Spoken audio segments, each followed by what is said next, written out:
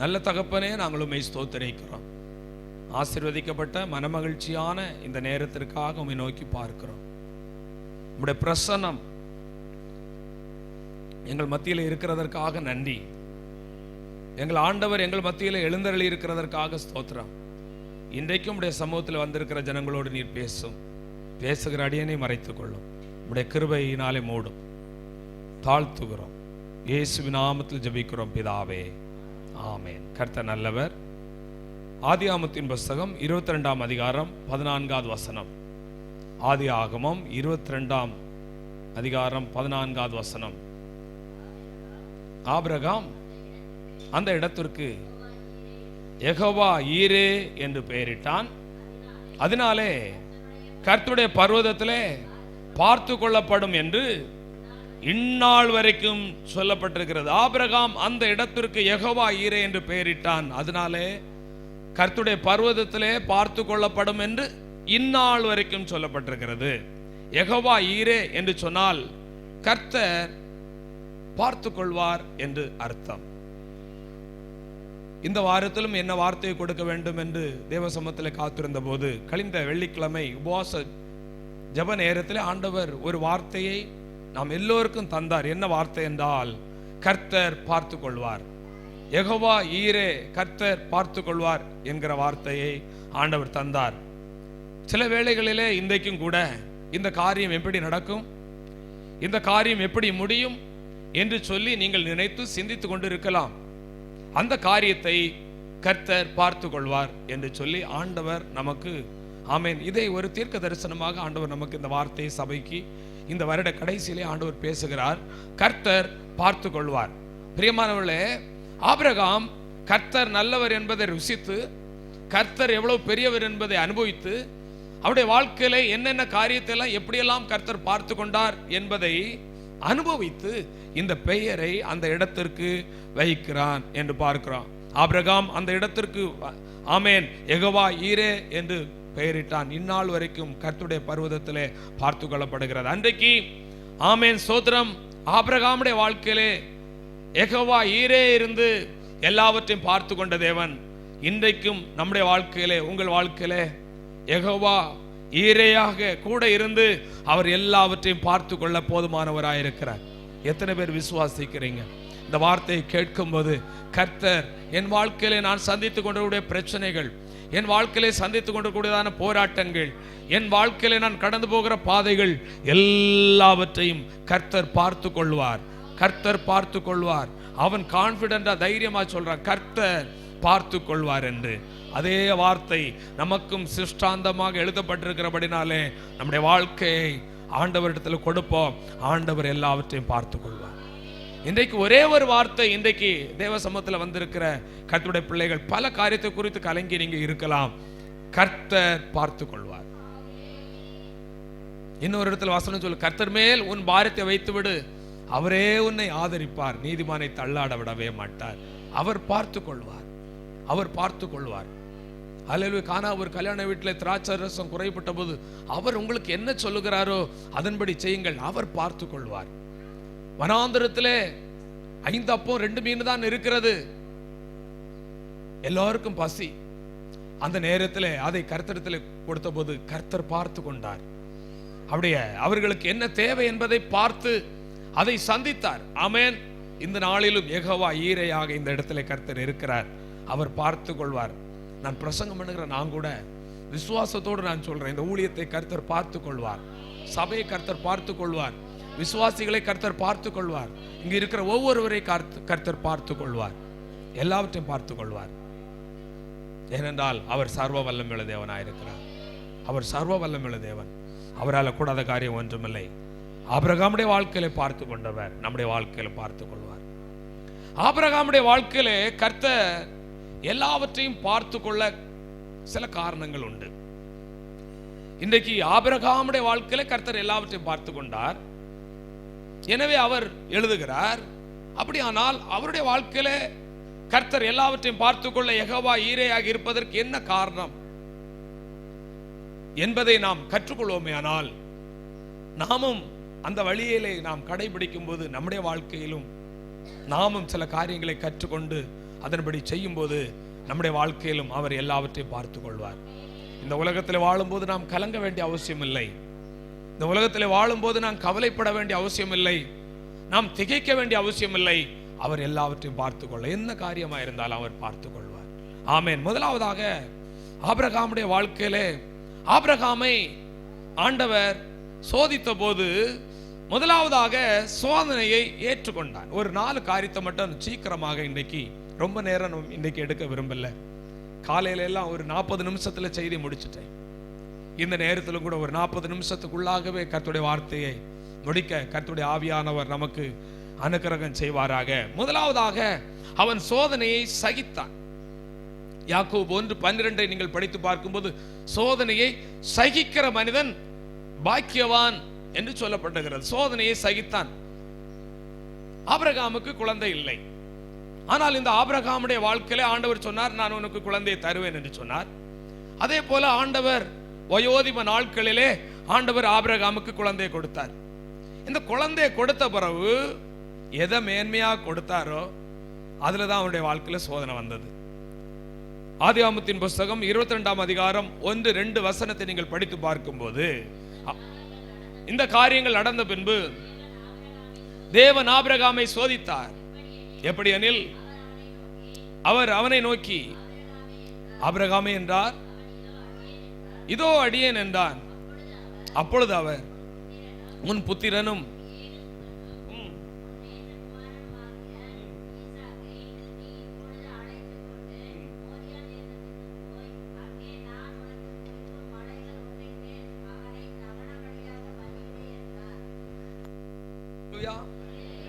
உன் அருமை மகனை, நான் கொடுத்த மகனை, நான் கொடுத்த பிள்ளையை நீ எனக்காக என்ன பண்ணு, பலியிடு. நிச்சயமாக இந்த வார்த்தையை நம்மை பார்த்து நாம் கேட்டிருந்தால், இந்த சோதனை, இந்த பரீட்சைக்கு நான் வரவில்லை, என்னை விட்டுவிடும், கிறிஸ்தவம் வேண்டாம், கிறிஸ்தவம் வேண்டாம், ஒன்றும் வேண்டாம் என்று சொல்லியிருப்போம். ஆனால் இந்த ஆபிரகாமை குறித்து பார்க்கும்போது அவன் இந்த பரீட்சையை, இந்த சோதனையை அவன் ஏற்றுக்கொண்டவனாக இருந்தான். பிரியமான கர்த்தருடைய பிள்ளைகளே, நம்முடைய வாழ்க்கையிலே சில சோதனைகள் வரும் பொழுது நாம் அதை சகித்துக் கொள்ள நம்மால் முடியவில்லை. லூக்கா 8ஆம் அதிகாரம் 13வது வசனத்தை நீங்கள் படித்து பார்க்கும் பொழுது, லூக்கா 8:13, ஆண்டவராகிய இயேசு கிறிஸ்து என்ன சொல்லுகிறார்?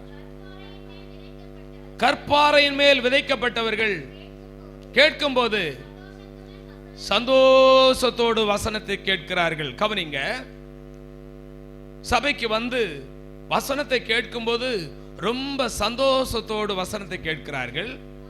ஆயிலும் வேர்கொள்ளாதபடினாலே. பாருங்க, கிறிஸ்தவ வாழ்க்கை என்பது கிறிஸ்துவுக்குள் நிலைத்திருந்து வேர்கொள்ளுகிற ஒரு வாழ்க்கை. ஆனால் அநேகருடைய வாழ்க்கை, கிறிஸ்தவ வாழ்க்கை எப்படி இருக்கிறது என்று சொன்னால், ஒரு மேலோட்டமாக நடப்பட்ட ஒரு ஜீவியம், கற்பாறையின் மேல் நடப்பட்டதான ஒரு ஜீவியம். அதனாலே என்ன நடக்கிறது? வசனத்தை சந்தோஷமாக ஏற்றுக்கொள்கிறார்கள். ஆனால் அவர்கள் சபையிலே வேறுண்டாதபடினாலே, அவருடைய சரீரத்தில் வேறுண்டாதபடினாலே, ஆமென், கிறிஸ்துவுக்குள் வேறுண்டாதபடினாலே, ஒரு ஆழமான அந்த அனுபவத்துக்குள்ளாக அவர்கள் போகாமல் ஒரு மேலோட்டமான, ஒரு வெறுமனே ஒரு மேல்பரப்பான ஒரு கிறிஸ்தவர்களாக இருக்கிறபடினாலே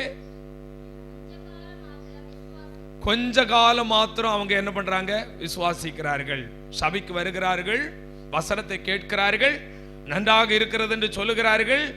கொஞ்ச காலம் அவர்கள் நிலைத்திருக்கிறார்கள். சோதனை காலத்தில் பின்வாங்கி போகிறார்கள்.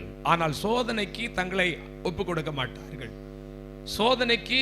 சோதனை வந்துவிட்டால் உடனே ஆண்டவரை நான் தேடினேன், ஆண்டவர் எனக்கு என்ன செய்தார் என்று சொல்லி ஆண்டவரை விட்டு தூரம் போய் விடுவார்கள். பிரியமான கர்த்தருடைய பிள்ளைகளை, ஆண்டவர் எனக்கு என்ன செய்தார் என்று சொல்லி போய் விடுவார்கள். இவர்கள் யார் என்றால், கற்பாறையின் மேல், ஆமேன் ஆமேன் சோத்திரம், விதையை போட்டு அது ஒரு, அதாவது அந்த கற்பாறையில் மேல ஒரு செடி நின்னா எப்படி இருக்கும்? அது வேறு விட முடியாது. பாருங்க, நல்ல நிலத்தில் விழுந்த விதை தான் அது, நல்ல அந்த வேற நல்ல விடும். அதனால அது எல்லா சோதனையும் தாங்கும். கற்பாறை மேல் நிற்கக்கூடியதான செடி எல்லா சோதனையும் தாங்க முடியவில்லை. பிரியமான கர்த்தருடைய பிள்ளைகளே, ஆனால் இந்த ஆபிரகாம் அப்படி அல்ல, கர்த்தருக்குள் வேறு விட்டவனாக இருந்தான், கர்த்தருக்குள் நிலைத்தவனாக இருந்தான். யோபை பாருங்கள், கர்த்தர் கொடுத்தார், கர்த்தர் எடுத்தார், கர்த்தருக்காக ஸ்தோத்திரம் என்று சொல்லி கர்த்தருக்குள்ளாக உறுதியாக இருந்தான். சோதனையை சகித்த மனிதர்களை நாம் பார்க்கிறோம். ஆனால் இன்றைக்கு பெரும்பாலானவர்கள் இப்படி எந்த ஒரு பிரச்சனை, நான் சர்ச்சுக்கு வருவேன், எனக்கெல்லாம் நடக்கணும், ஆனா எந்த ஒரு கஷ்டம் கூட என் வாழ்க்கையில ஒரு கஷ்டம் கூட என்ன பண்ணிடக்கூடாது, வந்துடவே கூடாது அப்படிங்கிற ஒரு நிலை இருக்கிறவர்களை ஆண்டவர் என்ன சொல்லுகிறார்? இவர்கள் கற்பாறையின் மேல் விதைக்கப்பட்ட விதைக்கு ஒப்பாக இருக்கிறார்கள் என்று சொல்லப்பட்டிருக்கிறது. பிரியமான கர்த்தருடைய பிள்ளைகளே, சோதனை காலம் வரும்போது இன்றைக்கு நிறைய பேர் பின்வாங்கி போயிடுறாங்க. என் ஜெபத்தை ஆண்டவர் கேட்கவில்லை. சோதனை காலத்திலே ஜெபம் கேட்கப்படாது. சோதனை காலத்திலே ஜெபம் கேட்கப்படாது. சோதனை காலத்திலே ஆண்டவர் நம்மை சோதிக்கிற நேரத்தில் ஒன்றும் நடக்காத போல் தான் இருக்கும். உடனே ஆண்டவரை விட்டு பின்வாங்கி போயிடுவாங்க. நான் ஒன்று மட்டும் நம்ம விசுவாசிக்கணும், என்னை அழைத்த தேவன் கைவிடுவாரா என்று விசுவாசிக்கணும். என்னை ஆண்டவர் அவர் உண்மை உள்ள தேவன் அல்லவா? உண்மை உள்ளவன் என்று என்னை அழைத்த தேவன் அவர் உண்மை உள்ளவர், நம்மை அழைத்தவர் உண்மை உள்ளவர், அவர் கைவிடுவாரா என்ற அந்த விசுவாசம் நம்ம வாழ்க்கையில் இருக்கணும். கர்த்தருடைய நாமத்திற்கு மகிமை உண்டாகட்டும். 1 பேதுரு 1:6-7 நீங்கள் படித்து பார்க்கும் பொழுது பேதுரு என்ன எழுதுகிறார்? 1 பேதுரு 1:6-7 இதனாலே நீங்கள் மிகவும் சந்தோஷப்படுகிறீர்கள். எதனாலே அப்படின்னா, அதுக்கு மேல உள்ள வசனம் என்ன சொல்லப்பட்டிருக்குன்னா, எதனால் நீங்க சந்தோஷப்படுறீங்க அப்படின்னா, ரட்சிக்கப்பட்ட கர்த்தருடைய பிள்ளைகளுக்கு, மனம் திரும்பி ரட்சிக்கப்பட்டு ஞானஸ்நானம் பெற்று அபிஷேகம் பெற்ற கர்த்தருடைய பிள்ளைகளுக்கு அது என்ன பாக்கியம் இருக்கிறதா? சுதந்திரமாகிய பலன் இருக்கிறதா பரலோகத்தில். அல்லேலூயா. ரட்சிக்கப்பட்ட எல்லாருக்கும் என்ன இருக்கிறது? சுதந்திரமாகிய பலனை ஆண்டவர் பரலோகத்தில் வைத்திருக்கிறார். அப்ப நம்ம வாழ்க்கையில் எல்லாருக்கும் என்ன இருக்குது? சபைக்கு வந்தா நான் பரலோகத்துக்கு போயிடுவேன், எனக்கு அந்த பலனை வைத்திருக்கிறார். நான் ரட்சிக்கப்பட்டேன், பரிசுத்தமா வாழுகிறேன், நான் முடிந்த அளவு நான் பரிசுத்தமா இருக்கிறேன், நான் இயேசு வரும்போது நான் அந்த சுதந்திரமான அந்த பாக்கியத்தை, அந்த அனந்த பாக்கியத்தை நான் அடைவேன் என்று சொல்லி கர்த்தருடைய பிள்ளைகளே எல்லாருக்கும் நம்பிக்கை இருக்கிறது. அது ஒரு சந்தோஷமா இருக்கிறது. இது நிமித்தம் பரலோகத்தை குறித்து நமக்கு சந்தோஷம் இருந்தாலும் இது ஒரு பகுதி, இது உண்டு கட்டாயம். இந்த உலகத்தை விட்டு நாம் கடந்து போகும்போது நிச்சயமா நித்திய ராஜ்யத்துக்குள்ள போகும்போது அளவிட முடியாத சந்தோஷம், இந்த உலகத்துல அனுபவிக்காத சந்தோஷத்தை எல்லாம் அங்க பரலோகத்துல நம்ம கட்டாயம் என்ன பண்ணுவோம்? அனுபவிப்போம் என்பதுல எந்த ஒரு சந்தேகமும் இல்லை. ஆனா அதே நேரத்துல தொடர்ந்து படிங்க, என்றாலும் துன்பப்பட வேண்டியது அவசியம். இதை கவனிக்கணும் வசனத்தை. வாழ்க்கையில சில துன்பப்பட வேண்டியது அவசியம். நம்ம வாழ்க்கையில சில துன்பங்கள் வரும் என்று சொல்லி வசனம் சொல்லுகிறது. இயேசுவை ஏற்றுக்கொண்டு வந்து விட்டால் துன்பமே இல்லை, பாடே இல்லை, உபத்திரமே இல்லை என்று சொன்னால் அது ஒரு தவறான உபதேசம். ஆமென். இயேசுடைய ஊழியத்தை செய்தால் துன்பமே இல்லை, பாடே இல்லை, உபத்திரவம் இல்லை, எப்போ பார்த்தாலும் கனம் தான் கிடைக்கும், எப்போ பார்த்தாலும் மேன்மை தான் கிடைக்கும் அப்படி நம்ம நினைத்தால் அது ஊழியமும் அல்ல, அது கிறிஸ்தவம் அல்ல.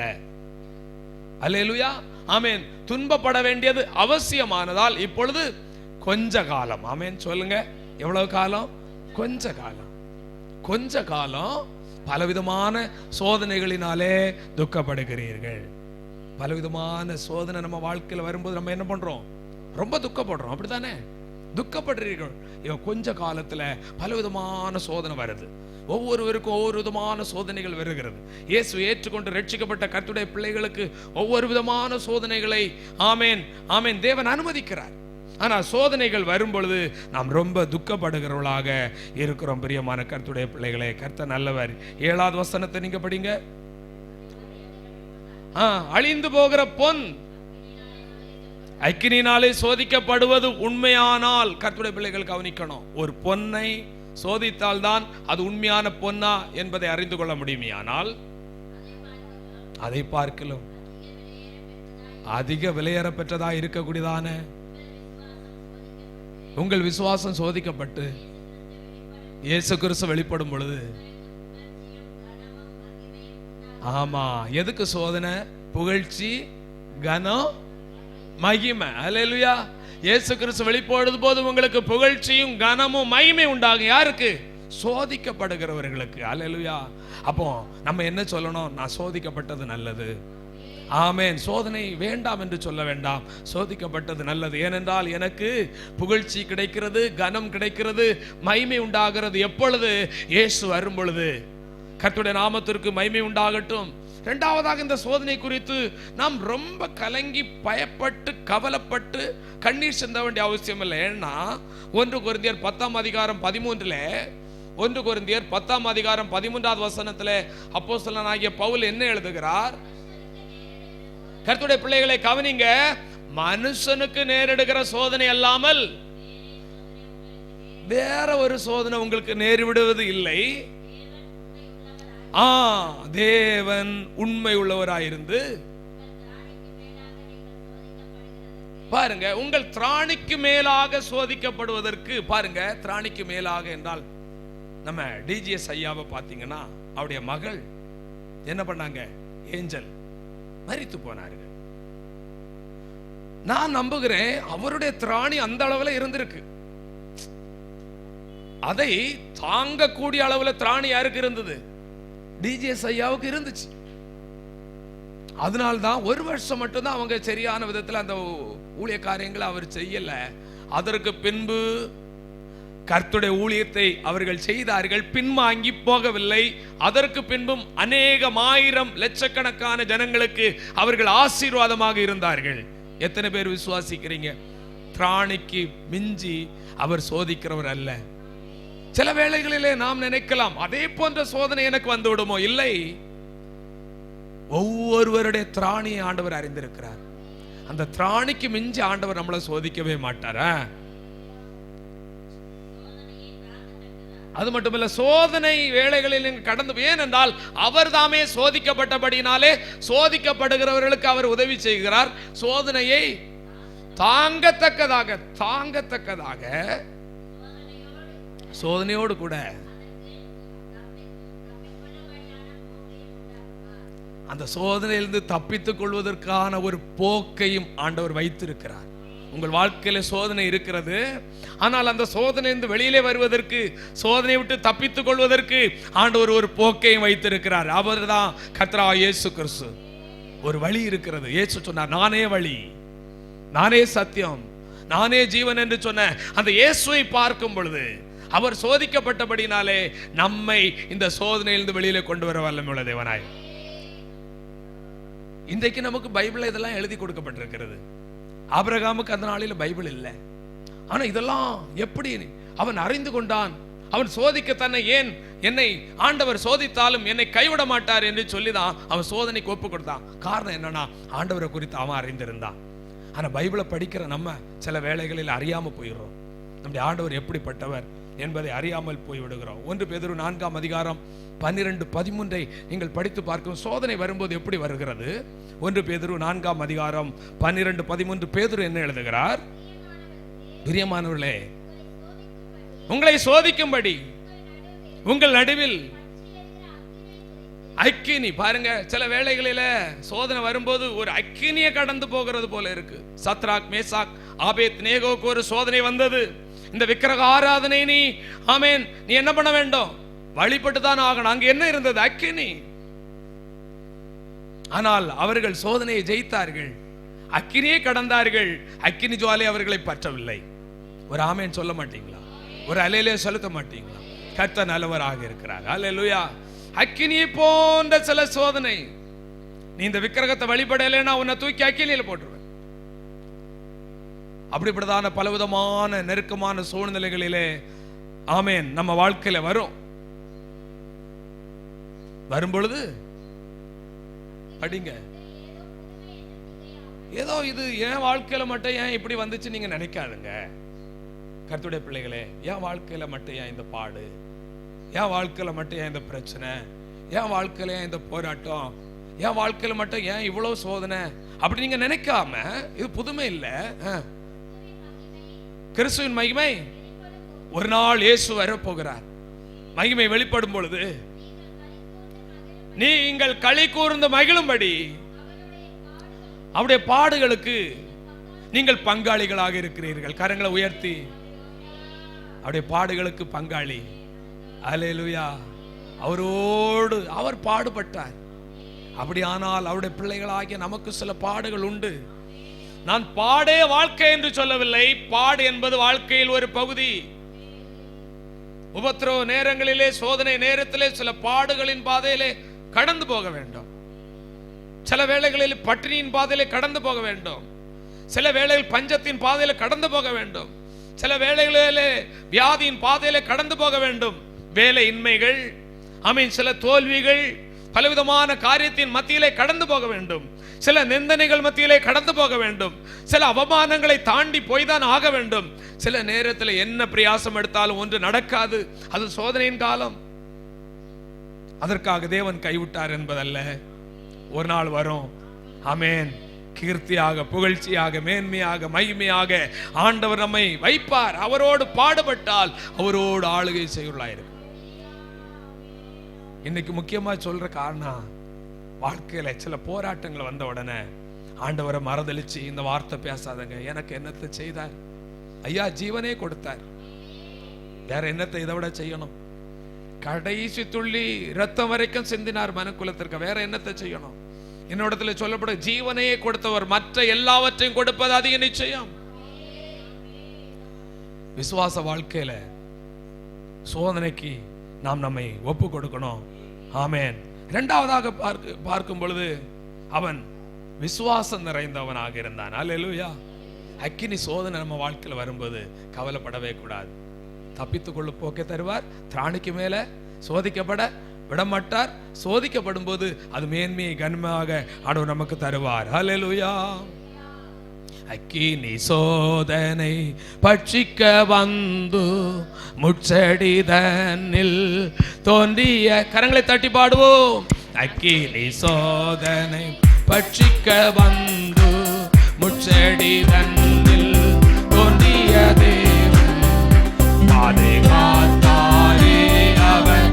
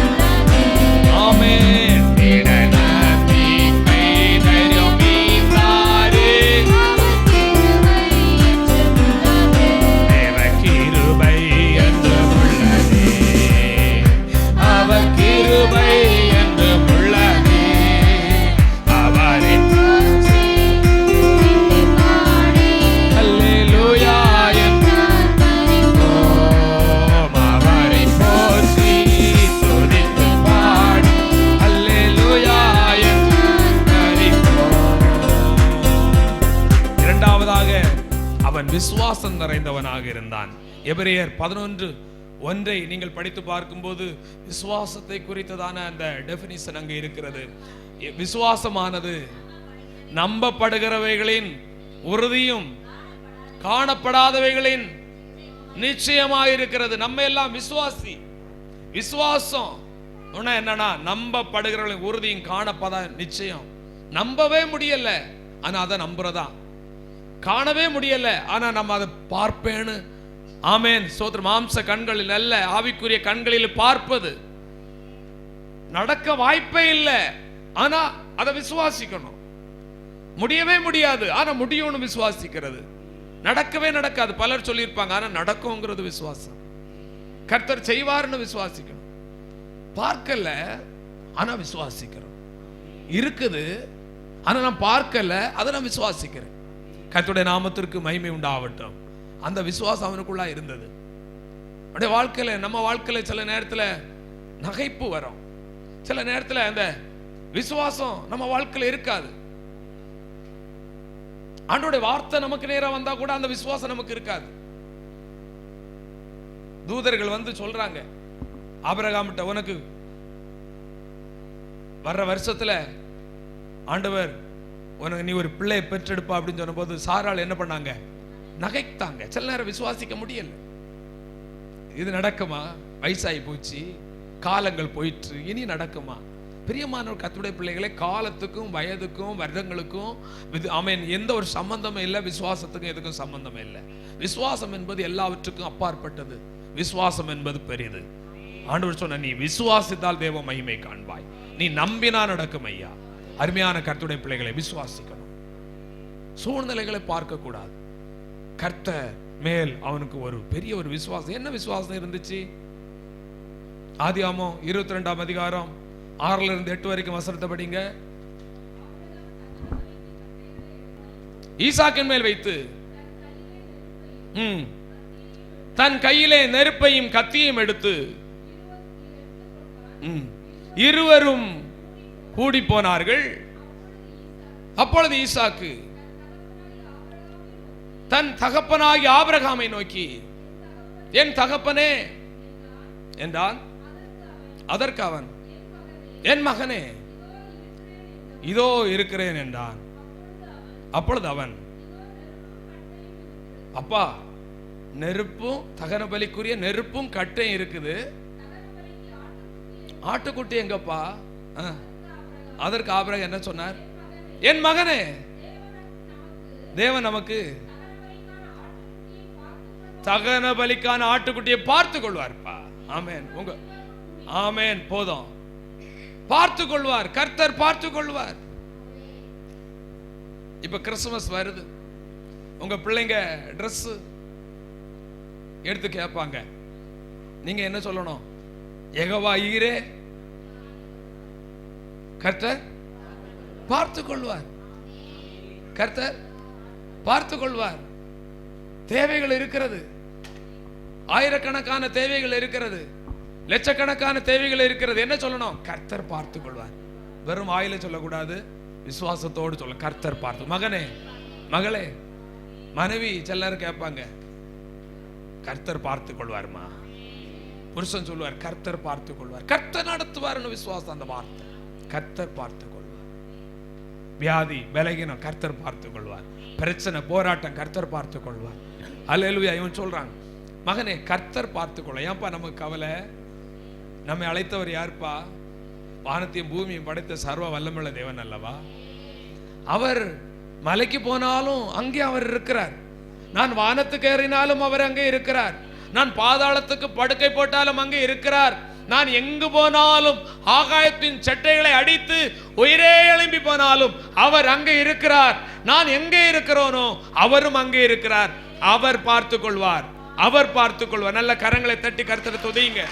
விசுவாச அறிக்கை இடுங்க. ஆமென். கர்த்தர் பார்த்து கொள்வார். இன்றைக்கு இந்த செய்தியிலே முக்கியமா ஆண்டவர் சொல்லுகிற ஒரே ஒரு வார்த்தை, கர்த்தர் பார்த்து கொள்வார்.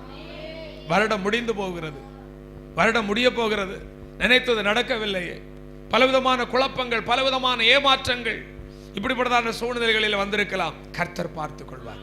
இன்னும் காலம் போகவில்லை, இன்னும் நேரம் போய்விடவில்லை. ஹல்லேலூயா. கணவர் கல்யாண வீட்டில் வந்து பிரச்சனை வந்தபோது சொல்றாங்க, கர்த்தர் பார்த்து கொள்வார். அவர் சொல்றதை செய்யுங்க, போதும், கர்த்தர் பார்த்துக்குவார். அவர் இருக்கார் இல்லையா? நான் மரித்தேன், ஆனால் இதோ சதா காலங்கள் உயிரோடு இருக்கேன்னு சொல்லியிருக்காரு இல்லையா? ஆண்டவர் உயிரோடு தானே இருக்கிறார். அவர் பார்த்து கொள்வார். கர்த்தர் நல்லவராக இருக்கிறார். கர்த்தருடைய நாமத்துக்கு மகிமை உண்டாகட்டும். எபிரேயர் 11ஆம் அதிகாரம் 17, 18 வசனத்தை நீங்கள் படித்து பார்க்கும் பொழுது, மேலும் விசுவாசத்தினாலே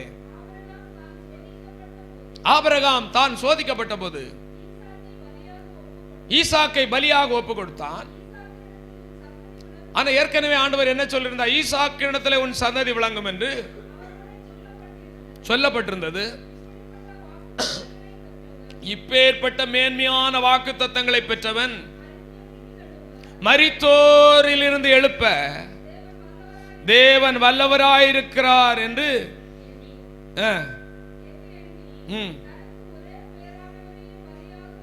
ஒப்பு கொடுத்து எபிரேயர் 11:17-18. ஆமேன். பாருங்க, ஆமேன். மரித்தோரிலிருந்து என் மகனை நான் பலியாக ஒப்பு கொடுத்தாலும், என் மகனை நான் பலி செலுத்தினாலும், எனக்கு மேன்மையாக மகிமையாக தந்த செல்ல பிள்ளை என்னுடைய மகனை பலிபீடத்திலே நான் ஒப்பு கொடுத்தாலும் எனக்கு தந்த வாக்கு தத்துவம் நிறைவேறும். நிச்சயமாய் என் மகனை ஆண்டவர் உயிரோடு எழுப்ப ஆண்டவர் வல்லமையுள்ள தேவனாயிருக்கிறார். அவருடைய விசுவாசம் மகா பெரியது.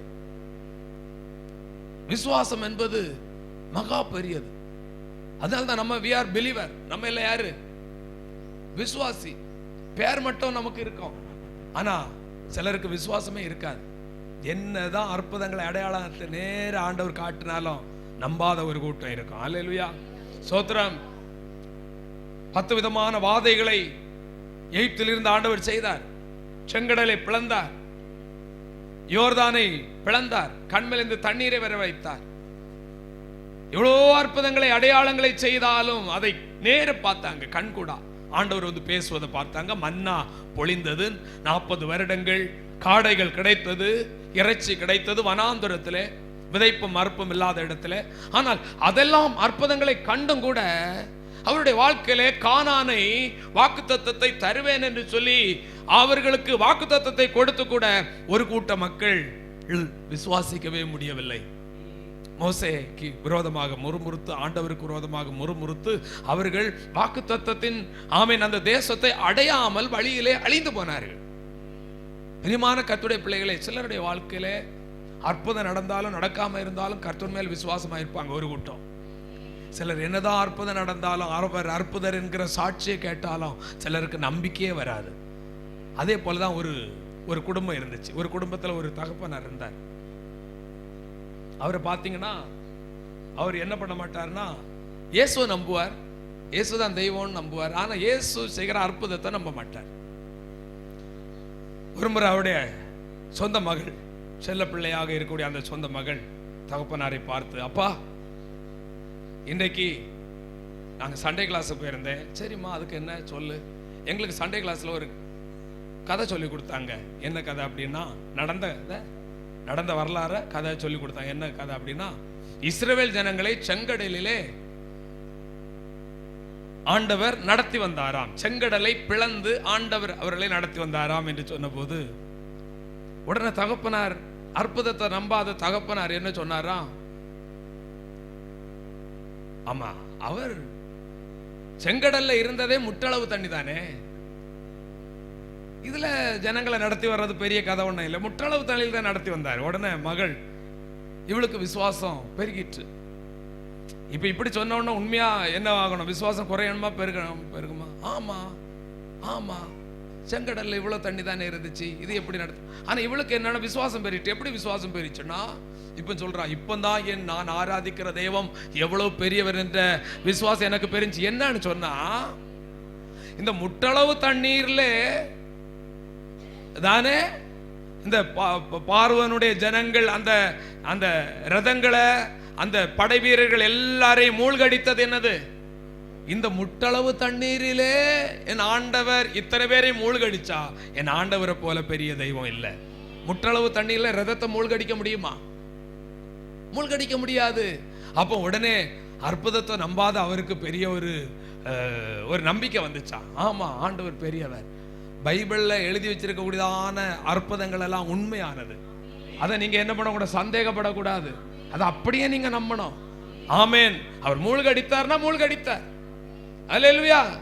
ஆமா, கர்த்தருடைய நாமத்துக்கு மகிமை உண்டாகட்டும். எவ்வளவு உபதேசங்களை நம்ம கேட்டாலும் சில நேரத்தில் அந்த விசுவாசம் நமக்கு வர மாட்டேங்குது. பெரியமான கர்த்தருடைய பிள்ளைகளே, அதிகமா விசுவாசிங்க. நம்ம வாழ்க்கையில விசுவாசிக்காம அநேகர் அந்த வனாந்திரத்தில் அழிஞ்சு போயிட்டாங்க. விசுவாசித்த சன்னதி அந்த கானானை அடைந்தது. நம்முடைய வாழ்க்கையில் ஆண்டவர் மேலேயும் ஆண்டவரால் செய்ய முடியும் என்று சொல்லி ஆண்டவர் மேல அதிகமான விசுவாசம் நம்ம வாழ்க்கையில உண்டாகணும்.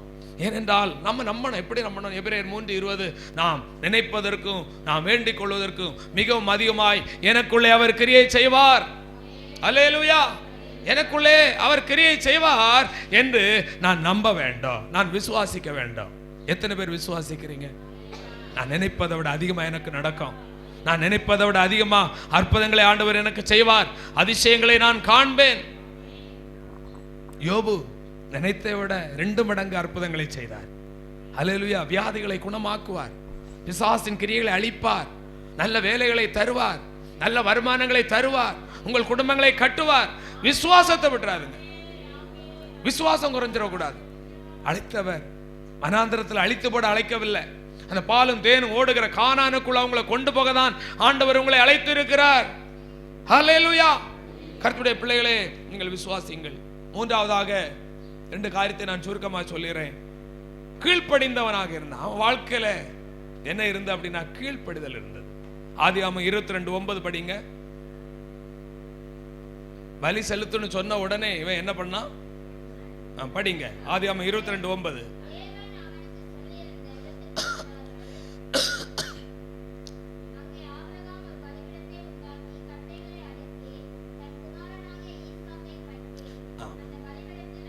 தேவன் அவனுக்கு சொல்லி இருந்த இடத்திலே வந்தார்கள். கர்த்தர் நல்லவர். கரங்களை உயர்த்தி ஆண்டவரை ஸ்தோத்திரம் பண்ணுவோம். கரங்களை உயர்த்தி ஆண்டவர் நல்லவர் என்று ஸ்தோத்திரம் பண்ணுவோம். தேவன் எந்த இடத்துல வர சொன்னாரோ அதே இடத்துல வந்தார். கரங்களை உயர்த்தி ஆண்டவர் நன்றி செலுத்து. கர்த்தருடைய நாமத்திற்கு மகிமை உண்டாவதாக. ஹல்லேலூயா. கர்த்தர் பெரியவர், கர்த்தர் பெரியவர், கர்த்தர் பெரியவர். எல்லாரும் விசுவாச கரங்களை உயர்த்தி அப்படியே கீழ்ப்படிந்தார். ஆபிரகாம் என்ன சொன்னாரோ, ஆபிரகாமுக்கு ஆண்டவர் என்ன சொன்னாரோ அதை அப்படியே செய்ய ஆண்டவர் வல்லமையுள்ள தேவனாய் இருக்கிறார். ஹல்லேலூயா. இந்த ஆபிரகாமை குறித்து நீங்கள் படித்து பார்த்தால் இதனால ஆண்டவர் இவனுக்கு கொடுத்த வார்த்தை என்ன, வாக்குத்தத்தம் என்ன? ஆதியாகமம் 22:18 நீங்க படிங்க. ஆதியாகமம் 22:18. நீங்கள் என் சொல்லுக்கு கீழ்ப்படிந்தபடினால் உன் சன்னதிக்குள் சகல ஜாதிகளும் ஆசீர்வதிக்கப்படும். கரங்களை உயர்த்தி ஆண்டவரை ஸ்தோத்திரம் பண்ணுவோம். பூமிக்குள் சகல ஜாதிகளும் ஆசீர்வதிக்கப்படும் என்று சொல்லப்பட்டிருக்கிறது. அல்லேலூயா. கீழ்ப்படுகிறவர்களுக்கு மேன்மையான ஆசீர்வாதத்தை ஆண்டவர் வைத்திருக்கிறார். ஆமென் சொல்லுங்க. கீழ்ப்படுதல் என்பது சாதாரணமான ஒரு காரியம் அல்ல. கீழ்ப்படுகிறவர்களுக்கு ஆண்டவர் மேலான மேன்மையான ஆசீர்வாதங்களை கர்த்தர் வைத்திருக்கிறார். கர்த்தருடைய வார்த்தையை நாம் கனப்படுத்துகிறவர்களாக இருக்க வேண்டும். ஆண்டவர் சொன்னா அதற்கு நாம் என்ன பண்ண வேண்டும்? அப்படியே கீழ்ப்படுதல் வேண்டும். என்னுடைய வாழ்க்கையில கீழ்ப்படுதல் என்பது ஆபிரகாமுக்கு அவன் அழைக்கும் பொழுதே சொல்லுவாங்க பாருங்க, விளையும் பயிர் முளையிலே தெரியும் என்று சொல்வார்கள். இவன் ரட்சிக்கப்படும் போது இவனை முதலாவதாக ஆபிரகாமை ஆண்டவர் அழைக்கும் பொழுதே அவனுக்குள்ளாக இருந்தது என்ன அப்படின்னா கீழ்ப்படுதல். ஆதியாகமம் 12ஆம் அதிகாரத்தில் நீங்க படித்து பார்த்தா 1-5 வரைக்கும்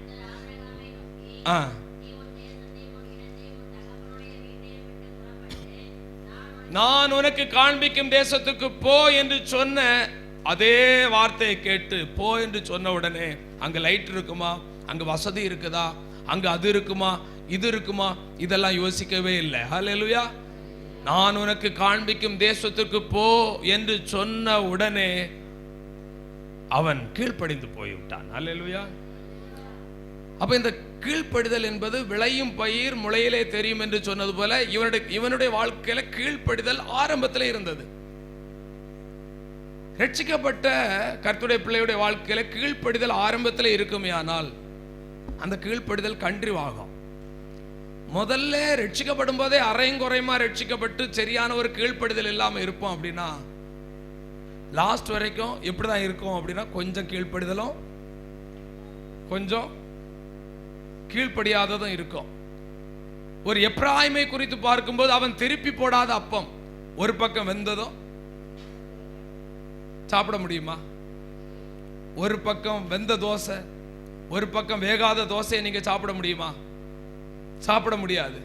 அப்ப நம்ம வாழ்க்கையில ஆண்டவருக்கு முற்றிலும் கீழ்ப்படுகிறவர்களா இருக்கணும்.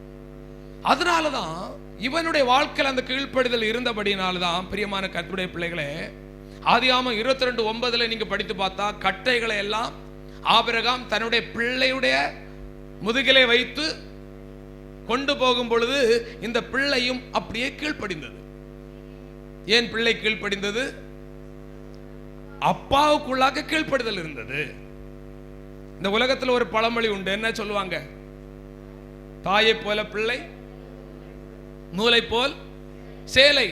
அப்பாவுக்குள்ளாக கீழ்ப்படுதல் இருந்தது. இந்த பிள்ளை ஒரே ஒரு ஒண்ணு கண்ணே கண்ணுன்னு கிடைச்ச பிள்ளை. அந்த பிள்ளைக்கு முதுகுல கட்டையெல்லாம் அடுக்கி அந்த மலையில ஏற்றி கொண்டு போறான். ஆனா அந்த பிள்ளை நான் கொண்டு போக மாட்டேன்னு சொல்லல. அந்த பிள்ளையும் அப்படியே கீழ்ப்படிந்தது. ஆபிரகாமுக்குள்ள இருந்த கீழ்ப்படிதல் அப்படியே அந்த ஈசாக்குக்குள்ளாக இருந்தது. கரங்களை உயர்த்தி ஆண்டவர் ஸ்தோத்திரம் பண்ணுவோமாக. நான் என்ன சொல்லுவேன் அப்படின்னா, நாம் கீழ்ப்படிந்தால் நம்முடைய பிள்ளைகள் கீழ்ப்படிவார்கள். நம்ம கீழ்ப்படியாத ஒரு முரட்டாட்டம் உள்ள ஆட்களா இருந்தா நம்ம பிள்ளைகள் கட்டாயம் எப்படிதான் இருப்பாங்க. சிலர் சொல்லுவாங்க, என் பிள்ளை சொன்னா என்ன பண்ணல சொல்லுங்க, கேட்கவே ஏன் கேட்க மாட்டேங்குது? நீ சொன்னா என்ன பண்ண மாட்டேங்கிற? ஃபர்ஸ்ட் என்ன, யார் கேட்க மாட்டேங்கிற? நீ சொன்னா கேட்க மாட்டேங்கிற, அதனால உன் பிள்ளையும் கேட்க மாட்டேங்குது. சிம்பிளான இதுக்கு நம்ம அறிஞ்சு கொள்ள வேண்டியது கதை தான். நம்ம எப்பவும் பார்த்தாலும் பிள்ளைகளை மட்டும் குறை சொல்லிட்டு நம்ம தப்பிடுவோம். பொதுவாக அப்படிதானே? ஆமாவா இல்லையா?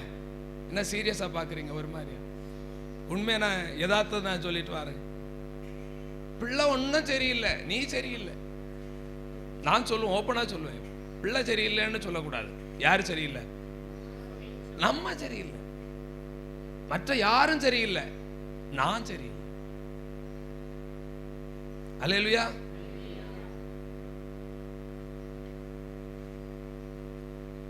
வார இட நாட்கள்ல ஒரு நாளாயிலும் நீ ஜபத்துக்கு வந்தா உன் பிள்ளைய என்ன பண்ணும்?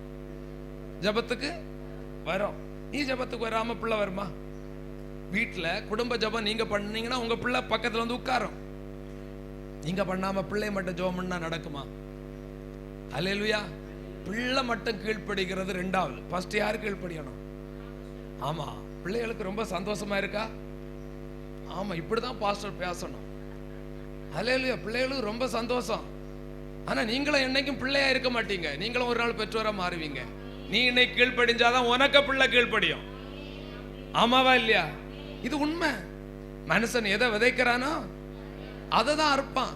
நல்லது விதைச்சா நல்லது நடக்கும், தீமையை விதைச்சா தீமையை எப்படி அறுப்ப சொல்லுங்க? வண்டி அறுப்ப, வண்டி அறுப்ப. கரங்களை உயர்த்தி ஆண்டவரை ஸ்தோத்திரம் பண்ணும். கர்த்தர் நல்லவர். அல்லேலூயா, ஸ்தோத்திரம். நீ பைபிள் படிச்சா வீட்டில் போய் வேலை ஸ்தலத்தில் இருந்து போயிட்டு வந்த உடனே, வீட்டில் வந்த உடனே நீ நல்லா குளிச்சுட்டு ட்ரெஸ் எல்லாம் மாத்திட்டு உட்காந்து பைபிளை எடுத்து கையில் வச்சு படிச்சா என்ன பண்ணும்? பிள்ளைய என்ன பண்ணும்? ஒரு நாள் இல்லை ஒரு நாள் படிக்க. எங்க அப்பா படிச்சாங்க, எங்க அப்பா ஒரு நாள் படிச்சாங்க, இன்னைக்கு நான் படிக்கணும். எங்க அப்பா படிச்சாங்கல்ல. மாடல் ரோல் யாரு? டீச்சரா? சண்டே கிளாஸ் டீச்சரா? மாடல் ரோல் ஃபர்ஸ்ட் யாரு அப்படின்னா பெற்றோர் தான். பெற்றோர் தான். எங்க அப்பா படிச்சாங்க, நானும் படிக்கணும். எங்க அப்பா வந்த உடனே டிவி பார்த்தாங்க. எங்க அப்பா வேலையிலிருந்து வந்த உடனே குளிச்சுட்டு வந்த உடனே என்ன பண்ணாங்க? சினிமா பார்த்தாங்க. பிள்ளை என்ன பண்ணோம்?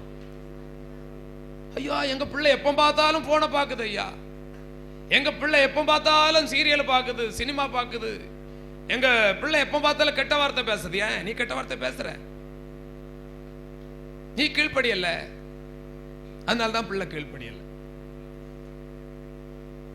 அப்போ பிள்ளைகளுக்கு முன்மாதிரியா இருக்க வேண்டியது யாரு? யாரு? ஆபிரகாம் பிள்ளைகளுக்கு நல்ல முன்மாதிரியா இருந்தான். வசனத்தை சொல்லிக் கொடுத்த முன்மாதிரியான ஆபிரகாமா இருந்தான். அல்லேலூயா. பிரியமான கர்த்தருடைய பிள்ளைகளே, நம்ம வாழ்க்கையில அல்லேலூயா நம்மளை பார்த்து தான் பிள்ளைங்க வளரும். அப்ப இட நாட்களில் நீங்க ஜபத்துக்கு வரையலைன்னா, ஒரு நாளாயிலும் வரையலைன்னா உங்க பிள்ளைங்க வருமா? பிள்ளைங்க வளருது. அப்ப என்ன நடக்கும்? நீங்க சொல்லுங்க, என்ன நடக்கும்? யாராலும் சொல்லுங்க, செய்தியை முடிச்சிடும். சொல்லுங்க, தைரியமா சொல்லுங்க, பயப்படாது. என்ன பொம்மை போல இருக்கிறீங்க? அப்போ கண்ணீர் வடிப்போம். அப்போ என்ன வடிப்போம்?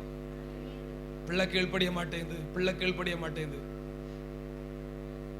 பிள்ளை வளர்ந்து கீழ்ப்படியாம போறதுக்கு முன்னாடி நம்ம இன்னைக்கே கண்ணீர் வெடிச்சு நீங்க கீழ்ப்படிஞ்சா பிள்ளைங்க கீழ்ப்படிஞ்சிரும். இது தீர்க்க தரிசனம், இது தீர்க்க தரிசனம். எழுதி வச்சிடுங்க, இதெல்லாம் எழுதி வச்சு நம்ம வாழ்க்கையை பாருங்க. நம்ம வாழ்க்கையில கொஞ்சம் கூட கீழ்ப்படுதல் இல்லை அப்படின்னா பிள்ளைகளுடைய வாழ்க்கையில அது அப்படி அது ஜீன் அங்கதானே போவோம், நம்மளதான் பாக்குது பிள்ளை. நீங்க வீட்டுல சண்டை போட்டா, நீங்க வீட்டுல சண்டை போட்டா என்ன நடக்கும்? பிள்ளைங்க பார்த்துட்டே இருக்கு.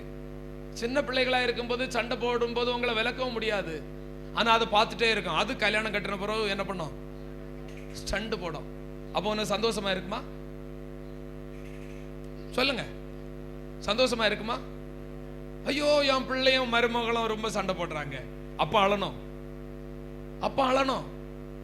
அப்ப அழுத என்ன பண்ண முடியும்? அந்த வளர்ந்த புறம் மாற்ற முடியாது. சின்ன பிள்ளைகளா இருக்கும்போதே நம்ம பெற்றோர் எப்படி இருக்கணும்? பிள்ளைகளுக்கு முன்மாதிரியான கீழ்ப்படிதல் உள்ளவங்களா இருக்கணும். கர்த்தருக்கு கீழ்ப்படியணும், குடும்ப ஜபம் இருக்கணும், பைபிள் ரீடிங் அனிதனம் இருக்கணும், தனி ஜபம் இருக்கணும். நீ கண்ணீர் வடித்து ஜெபம் பண்றத உன் பிள்ளை பார்க்கணும். அல்லேலூயா, சோத்திரம். வீட்டுல 4 பேரை குறித்து குறை சொல்லிட்டே இருந்தா பிள்ளை பார்க்கும், அதுவும் குறை சொல்றதா மாறும். ஏன்னா எனக்கு ஒரு ஃப்ரெண்ட் இருந்தார், அவர் வீட்டுல வந்த உடனே ஊழியக்காரங்களை குறை சொல்வார், விசுவாசிகளை குறை சொல்வார்.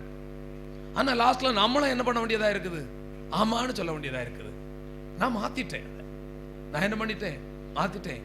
அப்ப பாருங்க, நம்ம எதை செய்யறோமோ அதுதான். அல்லேலூயா, நம்ம எதை விதைக்கிறோமோ அதுதான் நம்ம என்ன பண்ணுவோம்? அற்பம். பிரியமானவர்களே, இந்த ஆபிரகாமை குறித்து பாத்தீங்கன்னா அவன் கீழ்ப்படிந்தான். அந்த பிள்ளை ஏன்னு கேட்கல, அப்படியே கீழ்ப்படிஞ்சிச்சு. அதே கீழ்ப்படுதல் அவருக்குள்ளாக இருந்தது. நம்முடைய வாழ்க்கையில அந்த கீழ்ப்படுதல் இருக்குமே ஆனால் ஆண்டவர் மேன்மையான காரியங்களை ஆண்டவர் செய்வார். கர்த்தர் வல்லமையுள்ள தேவன். கடைசியாக பார்க்கும்போது பிள்ளையை கர்த்தருக்கு ஒப்பு கொடுத்தான். உண்மையாக நான் விசுவாசிக்கிறேன், பிள்ளையை ஒப்பு கொடுத்தான். ஆண்டவர் சொன்னார், உன் மகனை ஒப்பு கொடுப்பான்னு சொன்னா, பிள்ளையை கொடுப்பதற்கு முன்னாடி யார முதல்ல ஒப்பு கொடுத்திருப்பான்? தன்னை ஒப்பு கொடுத்தான். ஒரு பிள்ளைய அன்னாள்கிட்ட ஆண்டவர் உன் பிள்ளையை கொடுப்பேன்னு சொன்னான். முதலாவது யாரு கொடுத்தா? அன்னாள கொடுத்தா. அப்போ பிள்ளைகளை நம்ம என்ன பண்ணணும்? அர்ப்பணிக்கணும். ஆனா பிள்ளைகளை அர்ப்பணிக்கிறதுக்கு முன்னாடி யார் அர்ப்பணிக்கணும்? நம்ம ஃபர்ஸ்ட் நம்மள அர்ப்பணிக்கணும். நமக்கு ஆபிரகாம் என்பது நல்ல ஒரு மாடல்.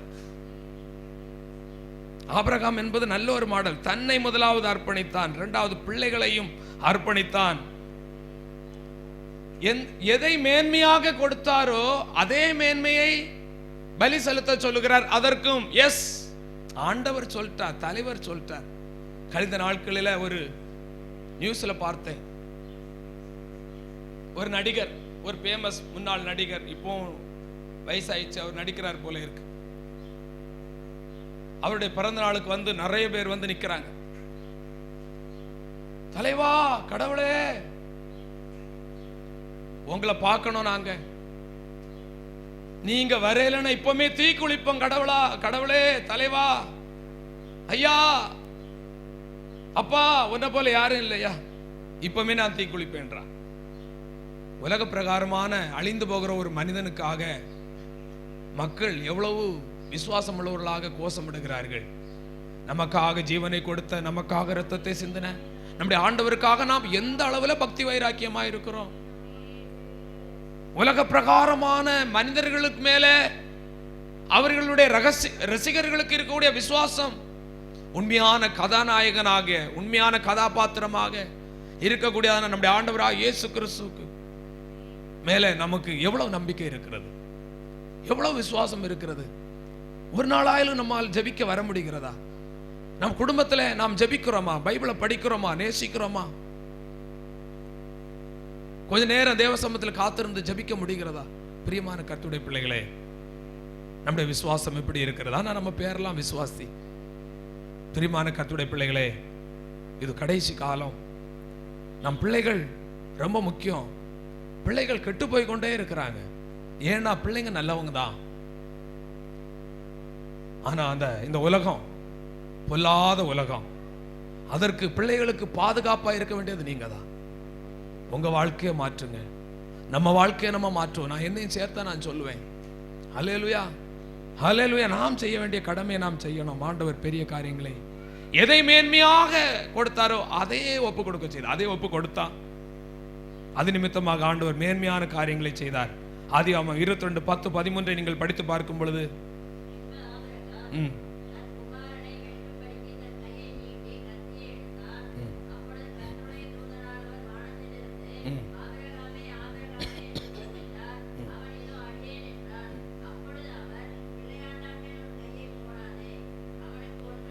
பாருங்க, இவன் வாழ்க்கையில ஒரு நடிகன் அல்ல.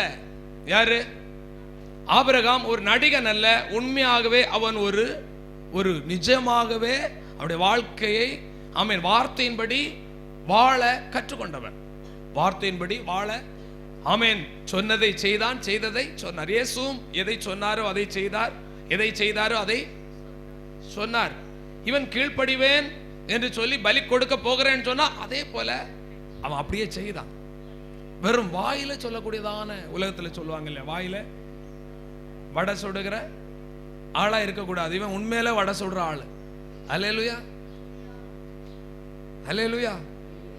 நம்ம வாழ்க்கை வாயில கதை ஓட்டிட்டு போற கிறிஸ்தவனா இருந்த ஆண்டவர் மெச்சிக்கொள்ள மாட்டாருங்க. நான் உண்மையா சில சத்தியத்தை சொல்றேன்.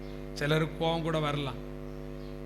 வாயில சவுடால அடிச்சுட்டு போற ஆளா இருக்கக்கூடாது. நம்ம உண்மையா ஆண்டவருடைய வசனத்துக்கு நம்ம செவி கொடுத்தா நம்ம குடும்பம் நல்லா இருக்கும், நம்ம எதிர்காலம் நல்லா இருக்கும். ஆண்டவர் அப்படி வந்துட்டு யாரையும் கெட்டு போக விட மாட்டா, நல்லா இருக்கும். எத்தனை பேர் விசுவாசிக்கிறீங்க? அல்லேலூயா. எனவே இந்த வருட கடைசியில் நம்ம வந்திருக்கிறோம். நம்ம ஒப்பு கொடுப்போம். அடுத்த வசனத்துல நீங்க படிச்சு பார்த்தீங்கன்னா அங்க ஒரு ஆடை சிக்க வைத்திருக்கிறார் ஆண்டவர். இவன் கண்ணை ஏறிட்டு பார்க்கும் பொழுது, அடுத்த வசனத்தை போடுமா. ஆபிரகாம் தன் கண்களை ஏறெடுத்து பார்த்தபோது இதோ பின்னாக புதரிலே தன் கொம்புகள் சிக்கி கொண்டிருந்த ஒரு ஆட்டு கடாவை கண்டான். அப்பொழுது ஆபிரகாம் போய் கடாவை பிடித்து அதை தன் குமாரனுக்கு பதிலாக தகன பலியாக இட்டான். இதற்கு பின்புதான் அவன் எழுதுக, யெகோவா ஈரே, எல்லாவற்றையும் ஆண்டவர் பார்த்துக் கொள்வார். இவனுக்காக பலி செலுத்த வேண்டும். ஆனா பலி செலுத்துவதற்கு மலையிலே ஆடுகள் இல்லை. ஆனால் இவனுக்காக ஒரு நன்மையை புதரிலே சிக்கி வைத்திருந்தார். பிரியமான தேவனுடைய பிள்ளைகளை, வேற யாரும் கூட கண்ணிலையும் அந்த ஆட்டுக்கடா பிடிபடல, அந்த ஆடு தென்படல. ஆனா இவனுக்காக ஒரு நன்மையை அந்த மலை மேல் ஆண்டவர் வைத்திருந்தார். நம்முடைய வாழ்க்கையிலும் கூட யெகோவா ஈரே, நமக்கு வேண்டிய நன்மைகளை நமக்கு தர அவர் வல்லவராய், அவர் பார்த்து கொள்ளுகிறவராய் இருக்கிறார். எல்லாரும் ஜப நிலையில் எழுந்து நின்று